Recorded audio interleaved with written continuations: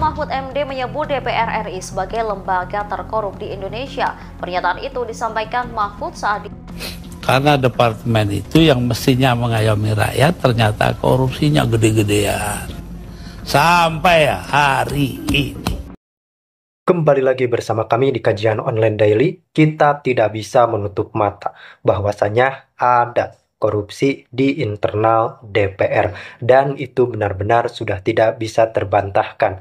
Bahkan baru-baru ini KPK menetapkan salah satu petinggi DPR RI sebagai tersangka korupsi. Ini artinya kasus korupsi terus ada di internal DPR. Bahkan Prof. Mahfud sampai mengatakan bahwa DPR menjadi salah satu lembaga terkorup di Indonesia. Ini merupakan sebuah ultimatum besar bagi seluruh bangsa Indonesia bahwasanya ancaman-ancaman kasus korupsi terus mengintai di negeri ini. Maka dari itu muncullah sebuah kajian atau analisis apakah layak DPR ini untuk dibubarkan daripada menjadi ladang korupsi, lebih baik ditiadakan saja. Tentunya ini menjadi perhatian dan pusat berpikir kita semua. Kita harus menganalisa dan menyikapi ini secara bijak. Kita menarik untuk mengutip salah satu kutipan dari Gus Dur bahwasanya tikusnya sudah menguasai lumbung, dan pada saat itu Gus Dur tengah diwawancara bahwa dirinya memang menginginkan membubarkan DPR RI, bahkan sudah mengirimkan sebuah dekret presiden. Artinya ini sudah tidak main-main lagi. Lalu sang MC atau host berkata bahwasanya untuk memusnahkan tikus kita tidak usah membakar lumbungnya. Namun Gus Dur menjawab bahwa tikusnya sudah menguasai lumbung. Ini artinya Gus Dur mengisyaratkan bahwa korupsi di internal DPR sudah sangat mengkhawatirkan. Namun tentunya kita patut melakukan analisa lebih dalam. Apakah benar layak DPR untuk dibubarkan? Lalu kita harus pahami terlebih dahulu esensi DPR RI itu sendiri. Kita semua sepertinya sudah tahu bahwa DPR menjadi salah satu lembaga pengontrol kinerja pemerintah dan tentu saja wakil rakyat. Namun kita seolah dihadapkan pada dilematis yang sangat tinggi. Di satu sisi, kita sebagai rakyat tentunya butuh sosok wakil rakyat. Namun, di satu sisi yang berlawanan, wakil rakyat justru ada yang terjerat skandal korup. Tentunya ini menumbuhkan sebuah dilematis politik bagi bangsa Indonesia. Dan tentunya komentar Anda semua pun beragam. Ada yang pro untuk DPR dibubarkan, ada yang tidak setuju karena ditakutkan malah menimbulkan potensi bahaya yang lebih tinggi. Tentunya kita wajib menyimak informasi ini sampai tuntas, dan tentu saja kita simak informasinya sekarang juga. Karena departemen itu yang mestinya mengayomi rakyat ternyata korupsinya gede-gedean. Sampai hari ini. Tidak perlu membakar lumbungnya. Oh memang. Kenapa Anda bakar lumbungnya? Bukan. Karena tikusnya sudah menguasai lumbung.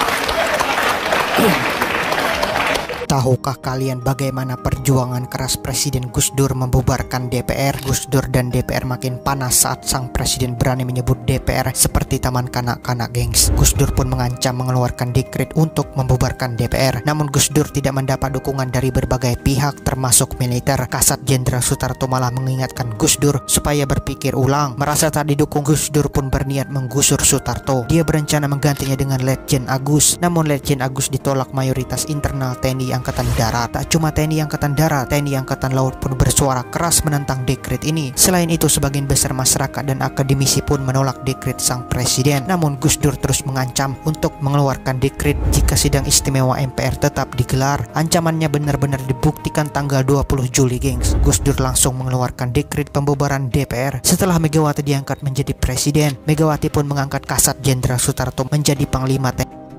Gus Dur saya kenal dekat Gus Dur. Gus Dur pemimpin Muslim, Ketua Umum Nahdlatul Ulama, datang dari keluarga Syekh besar kita,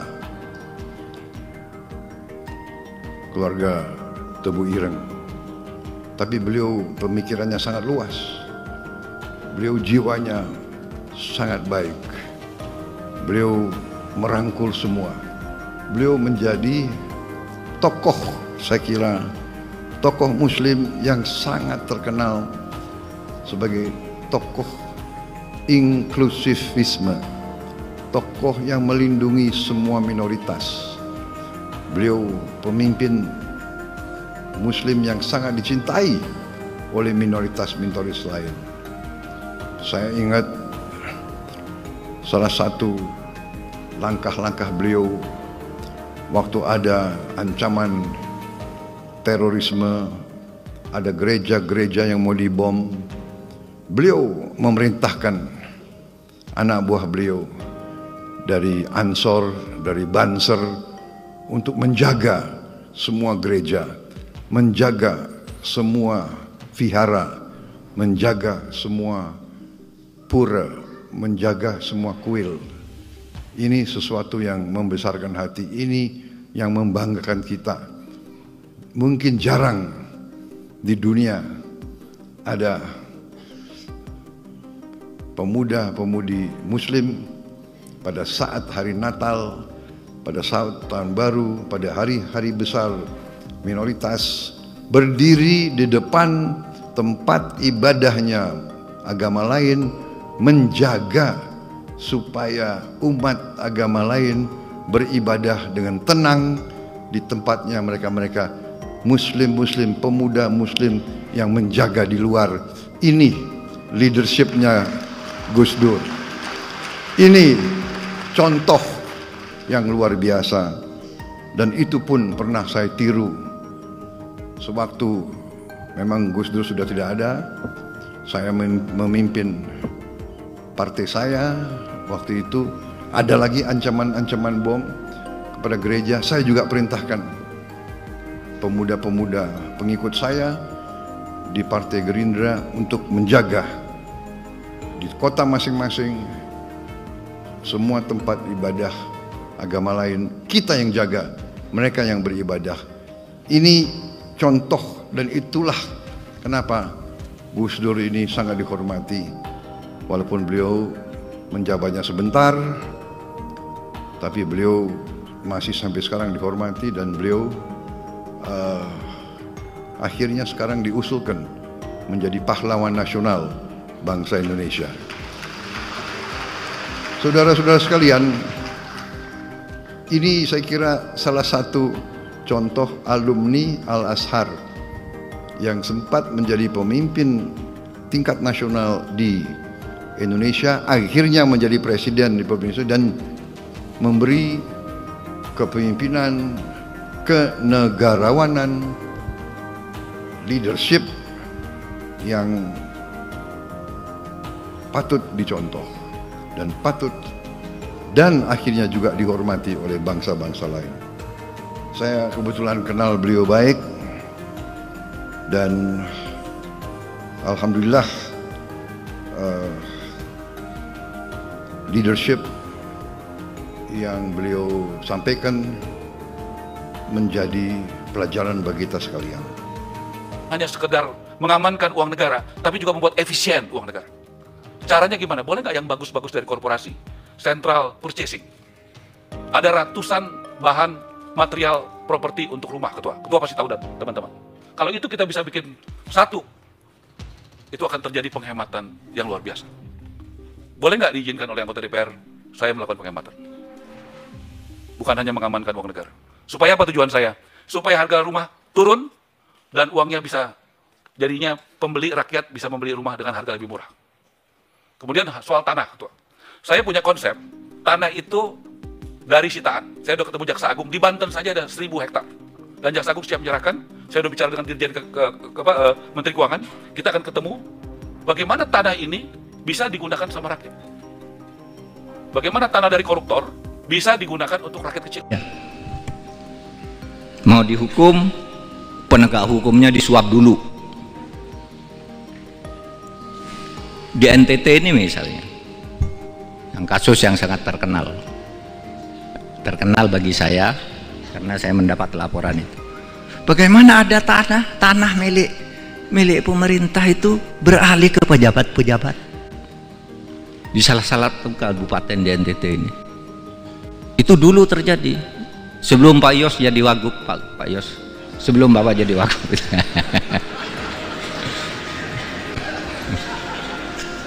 Jangan bertanya, Pak di mana Pak, saya cari besok. Nggak usah, udah selesai. Jadi begini, tanah itu ribuan hektar milik adat diserahkan ke Pemda. Nih, Pak Bub, masyarakat adat menyerahkan ini kepada negara melalui bupati, tapi kami minta kompensasi ini, dibayar apa gitu, lalu ada pesta adat diserahkan. Beberapa tahun kemudian tanah itu sudah beralih ke pejabat-pejabat, kepala daerah, istrinya kepala daerah, saudaranya kepala daerah, DPRD, kejaksaan, BPN, polisi dapat dibagi, dicuri. Nah, lalu kemudian ada laporan dari masyarakat, loh tanah itu mana yang diserahkan oleh masyarakat ke Pemda itu? Sesudah dilihat, loh enggak ada, tanah itu sudah terbagi ke dalam sertifikat. Ajukan ke pengadilan, diajukan ke pengadilan. Tahu enggak? Padahal itu tanah dari rakyat untuk pemerintah.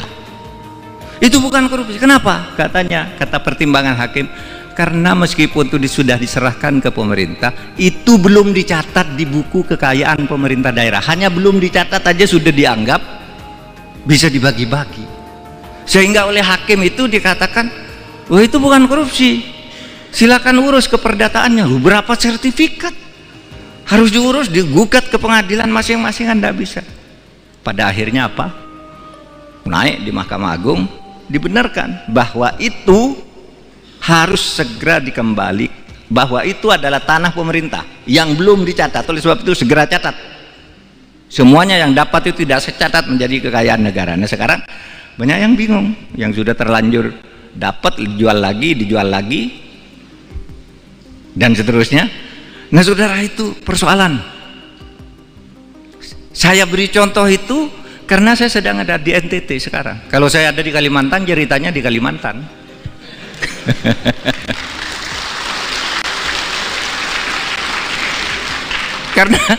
karena di Sumatera Utara banyak itu tanah-tanah. Di Jakarta aja lah, di Jakarta punya PT PN 8 diambil orang begitu aja dengan cara premanisme. Katanya dulu itu kan tanah itu dulu zaman Pak Harto diberikan ke itu, korporasi itu dijual satu-satu, lalu sekarang mau ditagih menjadi kesulitan, sehingga kita katakan kamu merampas tanah negara, kamu mencaplok tanah negara. Nah, masih kita selesaikan nih bersama Pak Sugeng, rumit, ini sudah benar salah, tapi ada lagi Pak yang punya di sebelahnya, siapa? Jenderal ini, waduh, jenderal lagi.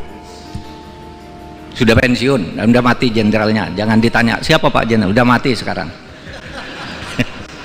Nanti saudara kejar-kejar saya jenderalnya siapa. Saya hanya ingin menggambarkan betapa sekarang ini pengadilan, ya pengadilan, saudara.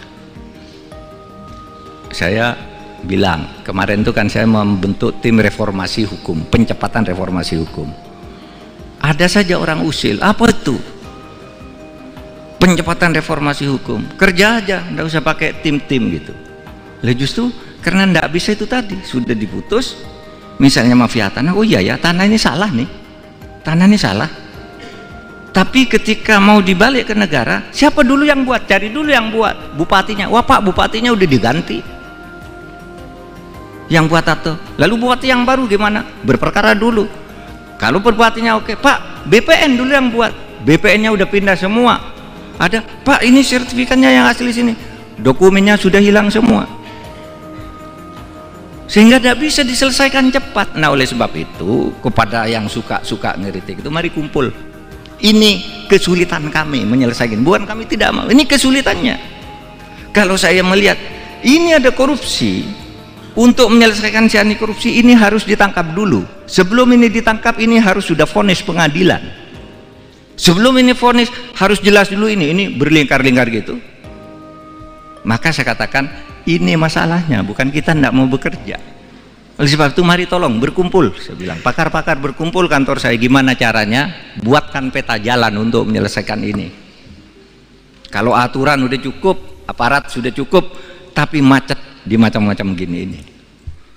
Sehingga sekarang saudara, indeks persepsi korupsi kita itu turun dari 38 yang 38 itu jelek sebenarnya, tetapi turun lagi menjadi lebih jelek lagi menjadi 34 tahun ini. Kenapa? Karena korupsi. Di mana itu korupsi?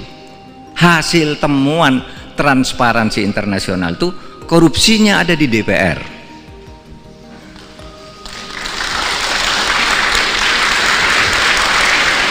Tapi tidak termasuk Pak Parera.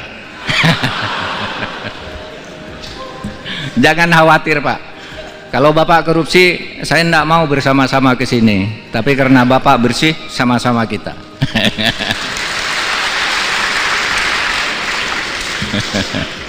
Itu hasil temuan loh.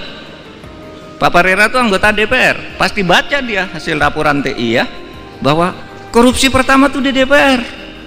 Perdagangan, undang-undang, pembuatan undang-undang pakai bayar tuh menurut hasil penelitian tuh. Ya kalau ditanya satu-satu pasti tidak ada yang ngaku. Tapi itu hasil sigi internasional, di mana orang di luar negeri itu kalau berurusan, ini internasional. Wah Pak, sulit di DPR harus bayar begini, ini kasusnya gitu. Ada anggota DPR yang terlibat dalam konflik of interest. Apa konflik of interestnya itu? Dia menjadi anggota DPR lalu punya kantor pengacara, sehingga setiap dia ketemu dengan polisi, kejaksaan agung, tolong dong bantu tuh kantor pengacara itu, padahal punya dia. Saya nitip perkara, sejatinya dia itu Markus, menggelar kasus. Lah ya, ini hasil penelitian. Ini kok TI berani-beraninya sih neliti gitu. Saya panggil beberapa jaksa, saya panggil beberapa hakim yang teman dekat saya. Apa betul tuh anggota DPR yang itu tuh suka ngurus perkara? Oh iya Pak, pernah ke sini dia ngurus perkaranya ini. Apa bilangnya? Saya ini anggota DPR, gimana caranya agar orang itu bebas? Terus kamu bilang apa? Saya bilang tidak ada caranya karena dia akan tetap dihukum. Nah itu hakim yang bagus. Kalau hakim yang tidak bagus, ya gimana Pak caranya? Bapak punya uang berapa? Nah gitu kan. Itu hakim yang tidak bagus. Kalau hakim yang kenal saya ini bagus, tidak ada caranya, dia salah saya hukum gitu. Meskipun kamu anggota DPR gitu. Tapi banyak yang takut ke DPR. Oh oke Pak, nanti saya bebaskan ini, tapi nanti saya tolong ya diusulkan menjadi kepala kejaksaan negeri sana, jadi kepala kejaksaan tinggi sana. Saya dipindah dari Papua masuk ke Jakarta. Konflik of interest di DPR dalam membuat undang-undang juga. Saudara bayangkan, undang-undang sudah jadi, dipetok oleh DPR itu, diketok oleh DPR bersama pemerintah, sudah dibacakan sampai ke sekretariat negara. Itu ada kalimat yang hilang. Sebelum dikirim itu sudah ada yang mencoret kalimatnya. Yang kemarin bikin ribut itu ada dulu soal pasal tembakau yang hilang satu ayat itu. Lah siapa yang mencoretkan? Dari sana yang buat. Lalu sesudah diketahui orangnya, sudahlah jangan ribut-ribut biar rakyat nggak resah, kembalikan lagi kalimatnya, katanya, kembalikan lagi. Padahal itu sejatinya korupsi itu DPR. Pemerintah sama Pak, korupsi lebih banyak dari DPR korupsinya pemerintah ini. Eksekutif. Saudara tahu pencucian uang. Orang yang tidak ngerti teori pencucian uang, itu Menteri Polhukam itu bohong, ada pencucian uang masa sampai 349 triliun. Ya namanya pencucian uang. Pencucian uang itu agregat, bukan satu bukan satu angka, tapi angka yang bergerak dan setiap gerakan ini dijumlah, itu namanya pencucian uang. Weh, Pak Mahfud tuh omong kosong, pencucian uang ribut-ribut, sekarang hilang dari peredaran. Enggak, itu munculnya kasus di Suta, Bandara Soekarno-Hatta yang sekarang ditangkap oleh Kejaksaan, itu kan pencucian uang. Impor emas seharusnya bayar dokumen dari luar negeri, bayar 5% dari 49 triliun, 5%. Coba hitung sendiri, sampai di Jakarta menjadi 0%. Berapa kerugian negara itu? 39 miliar. Dari itu hanya satu dokumen impor. Jadi jangan dibilang pencucian uang berhenti. Nah sekarang yang kami laporkan pencucian uang 349 triliun itu kan 300 surat. Yang tidak bisa diselesaikan sekaligus 300 satu-satu, Dok. Kalau 300 selesai itu bukan hukum, namanya bim salah bim. Nah sekarang ini kan orang usil bilang, mana tuh Pak Mahfud yang bilang pencucian uang kok sekarang sepi-sepi aja. Satu, saudara bisa baca tulisan Pak Yusuf di Harian Kompas Selasa pekan lalu. Dia menyebut benar itu ada pencucian uang 349 triliun. Siapa itu Pak Yusuf? Pak Yusuf itu adalah mantan kepala PPATK. Benar ada. Apakah ditindak? Ditindak. Sekarang ini sudah pada bergerak. KPK udah nangkap pencucian uang. Polisi juga sudah mulai meriksa. Itu karena kita bicara banyak pencucian uang. Jangan dikira itu wah, itu kan hanya move politik aja. Enggak ada move politik, itu fakta. Sekarang saya bicara hari ini dari TPPU. Hari ini saya diperintahkan oleh Presiden tadi untuk membuat satu operasi khusus mengenai tindak pidana perdagangan orang.